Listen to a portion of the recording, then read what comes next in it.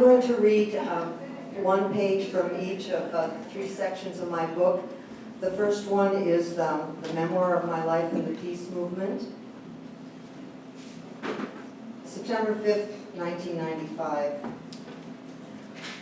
When the earth plates grind and slide, the best place to feel it is lying on a thin foam pad in a two-person tent under California live oaks and fragrant pines. The Press Democrat pronounced the 4.8 quake epicenter Healdsburg as moderate, and the breakfast chatter among the campers turned to jokes. Did the earth move for you too? Scanning the newspaper below the fold, I felt a seismic shift within me. At bottom right front page was his picture. Glasses perched on disheveled gray hair, lips parted in argument. The headline, Radical Lawyer William M. Kunstler, dead of heart failure at age 76. Images of another September 27 years before rushed back. A group of war protesters conducted a raid on Milwaukee's Selective Service headquarters, seized and burned the draft files of thousands of men targeted for the Army. The notorious New York attorney came to town to represent these activists, the Milwaukee 14.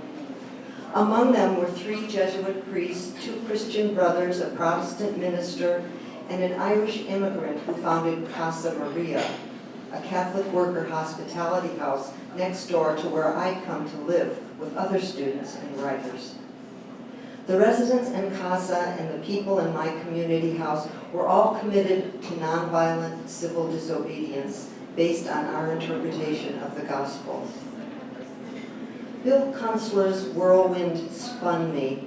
When his gravelly voice boomed over our tiny meeting rooms, people were moved by his impassioned rhetoric, moved from moral conviction to acts of conscience that sometimes led to jail. I was full of hero worship then, and I'm still awed when I think of how his amber eyes in this newsprint photo, only a mass of muddy dots, reached into my naive life and took me with a single glance. I visualize clearly my 3rd floor bedroom in the 40s built house on 21st Street, not far from Marquette University. My headboard with its curves and vertical bars is positioned against the window at the peak of the eaves. I am lying back on the white chenille bedspread, wearing the sleeveless red outfit that confirmed my identity in the front page newspaper photo of my near arrest. Bill lifts my skirt above my waist and lays his cheek on my belly. For some moments, he strokes the white cotton of my panties, then hooking 2 fingers under the waistband, slips the garment down and off as easily as a magician pulls a string of scarves from a teacup. One obituary called Kunstler a defender of the despised, who was either an egotist whose political sympathies bordered on the promiscuous, or a charismatic champion of human rights. He may have been both. The embodiment of the intense upheaval of the era with its paradoxes, shocks, and aftershocks. Thanks. You know, since yesterday was Veterans Day, I decided to read this poem that has an epigraph from Pete Seeger. Gone for soldiers, everyone.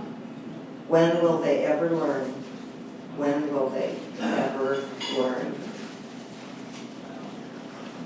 War wrecked the men of my generation and ravaged us all. 58,000 names on a black marble wall. Soldier's heart is another older name for shell shock, post-traumatic stress. The heart balks at self-destruction. Night after night, bomb blasts rock their beds. Want some boom boom, mister? Boom boom, my sister? Like the gardens of Dine, meters deep with Agent Orange, I absorb the residue. Lovers missing, wounded, and fatigued from battle, unable to love as they could. Will another woman 30 years from now ask where all the men have gone? The veteran may return alive, but smelling death in my hair has forgotten how to kiss.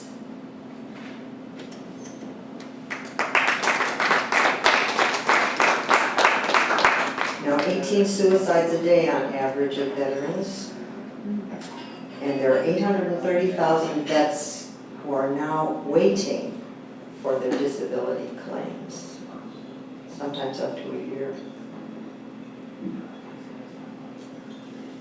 Okay, and this is the beginning of one of the essays. There are 7 essays in the last part of the book, and I'm reading this by request from Jennie.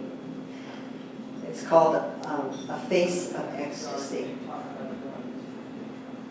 The invitation came via email, poking up from alerts and petitions I received, up to 50 a day, during the 2003 Iraq-America crisis.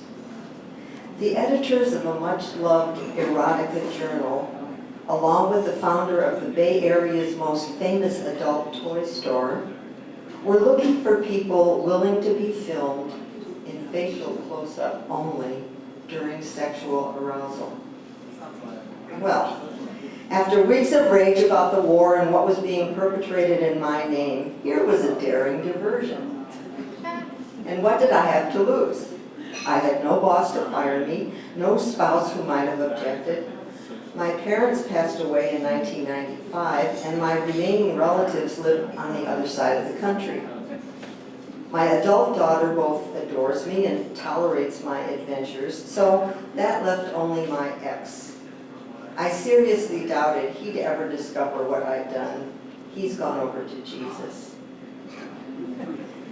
Several years ago at the Wine Country Film Festival, I saw a short feature consisting entirely of faces of people at the moment of orgasm.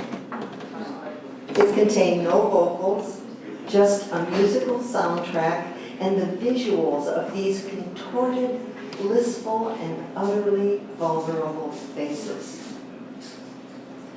Although I can't remember the name of the movie or find it in the film festival archives, it was a huge audience hit, an expose of the highest order. Because that kind of radical art appeals to me, I decided to swallow my fear and sign on to reveal my own ecstatic face to the world. Saturday morning dawns clear and sunny. I listen to my favorite sensual music as I drive to the city. At this stage of my life, I'm pretty free of shame, but not free of performance anxiety. How will I compare to the other female participants whom I imagine to be wildly multi-orgasmic? How wrinkled or shiny will my face look on film? Will I climax in a reasonable amount of time? Will I feel free to move and breathe the way I need to? The director had asked me to keep my eyes open during my orgasm. Would I be able to do it? I take it as a good sign that I easily find a parking place and a Visidero and McAllister. Inhaling deeply, I ring the bell, then climb the stairs. Thank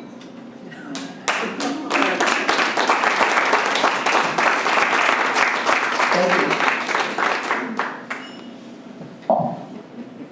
How was that for an ending? It's only the beginning. Any questions for Jennie? And then?